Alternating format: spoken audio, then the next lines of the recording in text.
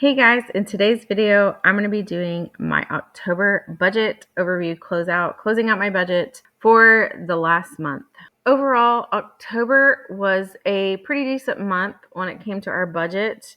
Everything didn't work out perfectly as planned, but I did make a plan whenever changes or things did come up throughout the month. When I start thinking about October, I think about not only cooler weather and Halloween, but honestly just transitioning into all the holiday seasons that are coming up in the next few months and how all of that affects the budget. But with that being said, October, we didn't do anything crazy this past month. And we kept it pretty low key. Besides, like we did take the kids to a pumpkin patch, and we did do a trunk or treat for Halloween. But with that being said, let's go ahead and jump into this budget closeout and see how we did for the month of October. So I am a digital budgeter, which just means for me specifically is I track all my income and all my expenses in this spreadsheet, showing you all the money that comes in versus all the money coming out and how we allocate our money each month. I created this budget dashboard spreadsheet. I've been tweaking it over the last couple of years, I feel like, but this really works out for me and my brain just to keep everything simple in one place and come back here each week or several times a week to see where our money is going and make sure that we're on track to hit our goals. If you're interested in this budget spreadsheet dashboard, I'll go ahead and link it in the description box below if you're interested. But I'm going to go ahead and jump into this. I start here on the top left of the spreadsheet with our income. So let me go ahead and zoom in there. So our first line item is our actual W-2 income. I budgeted $5,846. It was that amount plus some change. I do have to note that this is what we get after everything has come out, and we have numerous things that come out before we actually get our money in our bank account. For example, some of the basic items is taxes and health insurance, but some additional items is also giving, my pension, our retirement accounts, my HSA, and probably the biggest ticket item that comes out of my paycheck is our childcare. I am a teacher. They do provide childcare through my work, but not at my job, if that makes sense. So the childcare workers that take care of my kids while I'm at work for the same district that I work for, if that makes sense. So I get that perk of it coming out of my paycheck, but I do have two young kids, so it is still a very hefty fee. So again, all of that money comes out of our paycheck, and then by the time we get what's left, this is how much it is.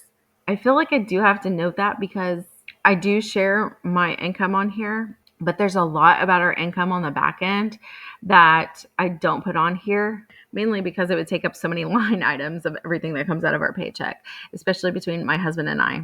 But what hits our bank account is this number right here. The next line item for our income is some money I had to pull from our emergency fund. I did pull $400 out. So technically, this wasn't a true medical emergency or anything else.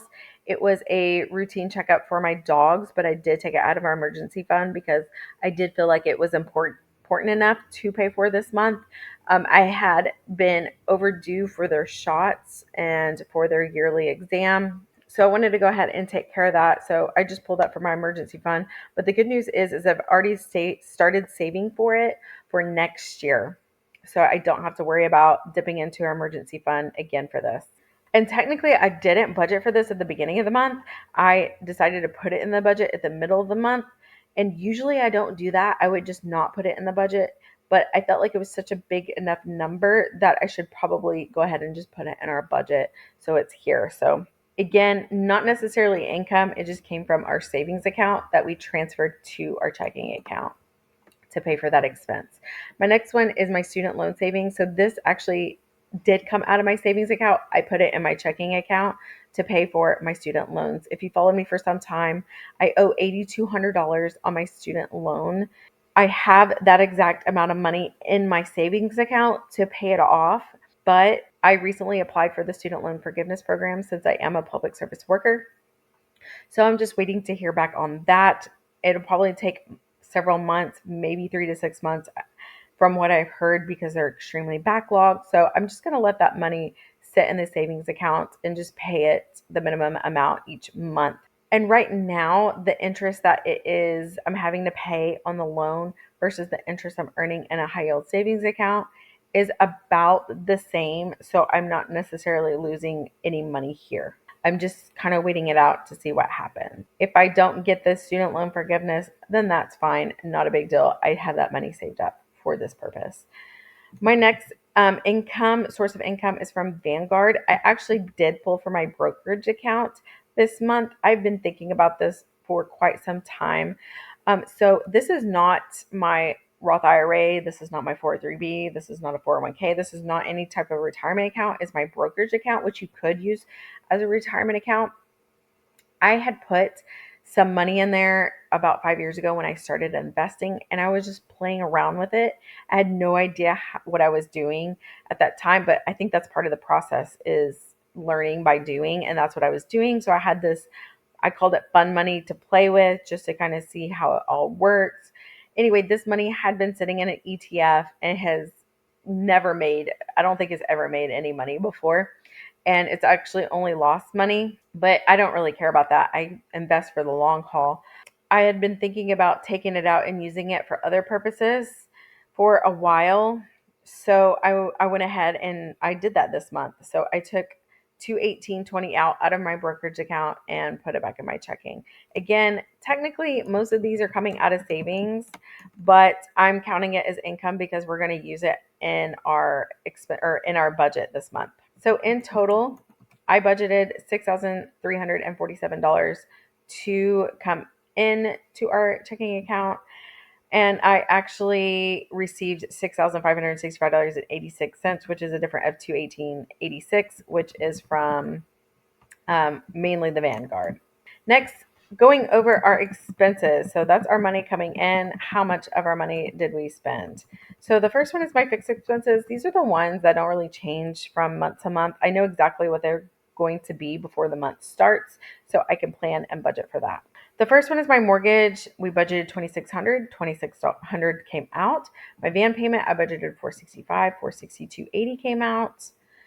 Water, I budgeted 77. I usually know what this is, but I think whenever I created this budget, I just put in what I thought it would be without opening up the bill, because I had the bill from the previous month, so I know what it's going to be. But anyways, 78.84, so it was a little under budget there just because I didn't go and look at my account.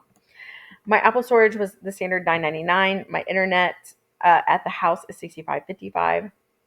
Our electric bill, I budgeted $258. It was $257.98. This again is a little on the high end, but I have received the bill for the next month, and it is going to go down for November. As we get into these cooler months, we don't use a lot of energy because in Texas it doesn't get too hot or get too cold. So we're able to kind of have a little break, give our AC and our heater a little break for a minute and save us a little bit of cash. Next is my cell phone bill. That was $96.71. My 403B, $93.79. My life insurance for myself is $29.43. Trash was the standard $27. My ritual subscription was the standard $39.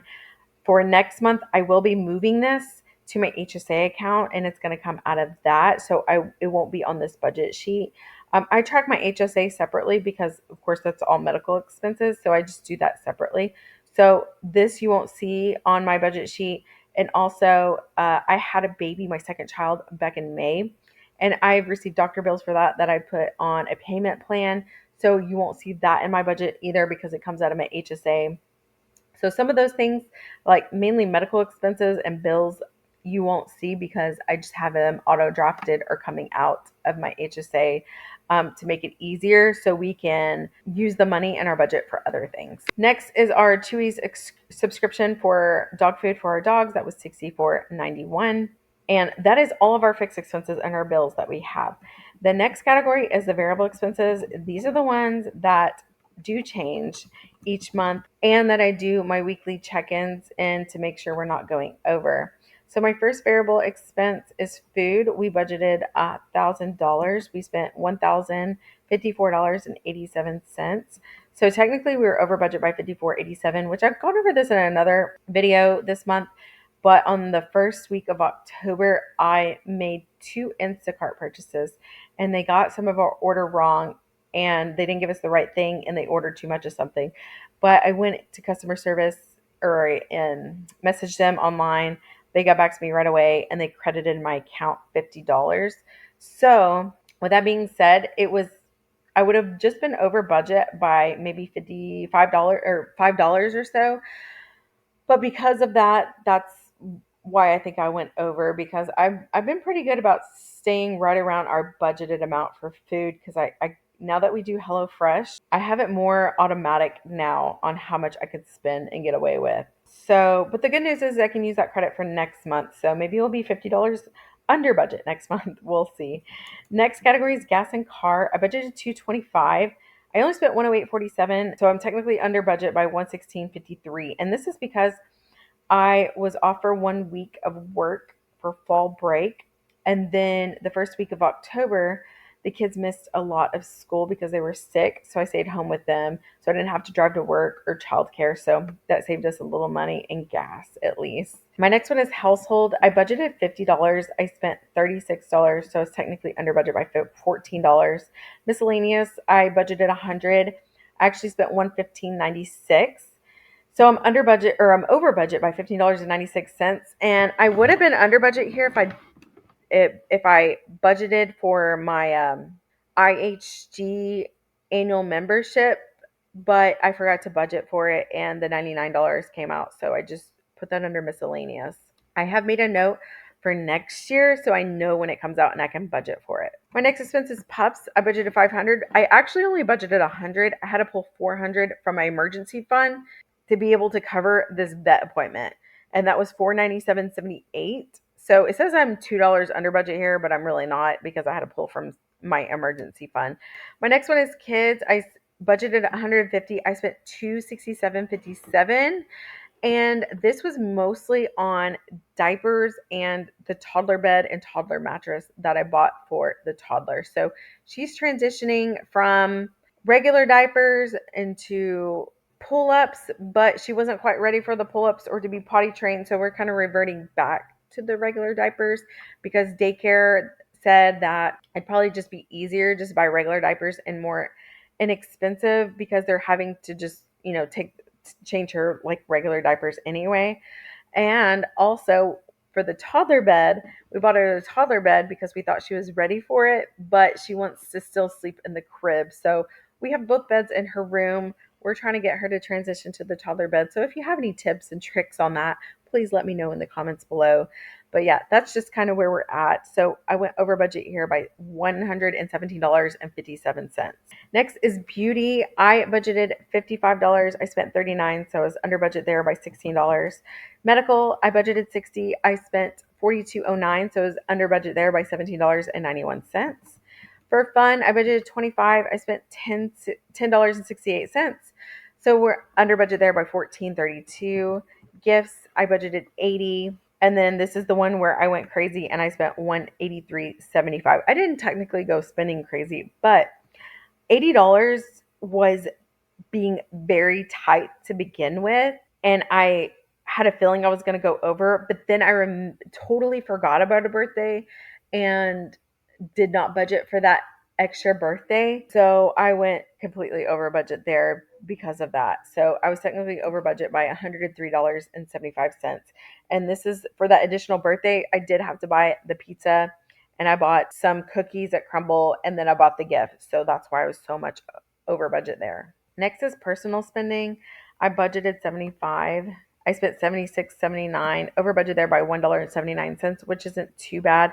I added personal spending to the budget a couple months ago, and I am definitely going to keep it in there. I should have been doing this to begin with because having a little extra money for myself keeps not only like my sanity and me happy, but it keeps me motivated to do other things that I have to do, knowing that I have a little bit of wiggle room to spend on myself. I'm glad I added that. The next category is my savings. I budgeted $100 to go to savings and I was able to put 206. And again, that's mainly because I took from my brokerage account and I was able to put a little bit of extra money to my savings. Next is student loans, and I budgeted 101, and that was the standard 101 that came out. So in total, my fixed expenses, I budgeted $3,826.55. I actually spent $3,826, so only 55 cents difference, and I was under budget by 55 cents. I can usually get this pretty right on to the T just because there are standard bills and I know exactly how much they're going to be before the month starts. So, really, no change there. The variable expenses, these are the ones that get a little crazy. I budgeted $2,320, but I actually spent $2,432.92. So I'm over budget by $112.96, which actually is not even true because I had to pull from savings just to cover a lot of this. I feel like I'm over budget more. It's just if I didn't budget for the dog's vet, I would have been, if I didn't add that to the budget, I would have been over budget even more. That makes sense. And then next is savings. I budgeted 100. I was able to put 206 to it. So over budget there, but in a good way because it goes to savings. And then debt, I budgeted 101 and it was of course the 101, so no change there. So my total expenses, I initially budgeted $6,347.55, but because of the income and the money I was able to put to savings, because of the income that came in, the total expenses was $6,565.96. So those are our totals. I've been tracking our sinking funds, or I'm going to start tracking them next month. But I have this 206 to work with, but I think I'm going to do that for November and add it to here. So I'll add all my starting numbers. I've already done it for November.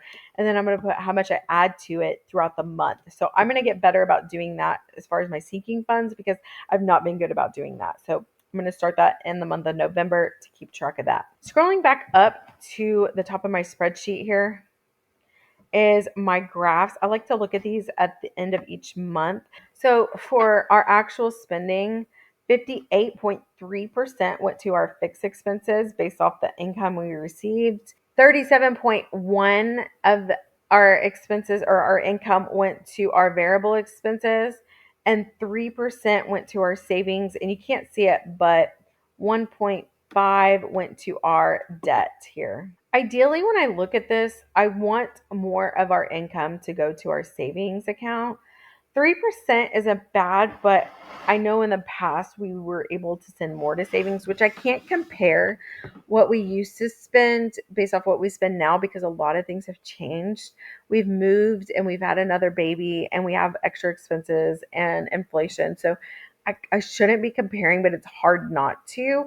I just need to get better and find more creative ways to not only make money, but also to save money too. So it's kind of like trying to find that balance. And then lastly, looking at my goals for this month, the first one was to stay under budget. I'm not going to check this because even though I created a zero-based budget, I technically didn't stay under budget in a lot of our variable expenses, specifically kids and gifts. But I feel like we have been doing better, but I'm still not going to click that because I feel like we didn't stay under budget. The next one is video weekly check-ins. I've been really good about videoing these weekly check-ins. I'm having trouble finding time to video more, and I want to video more. It's just, again, trying to find that balance of when's the best time. It's just really hard to find that. I have more ideas for videos, but right now, I think just doing my weekly check-ins and my budget with me's and my closeout, that's really all I can manage at this time.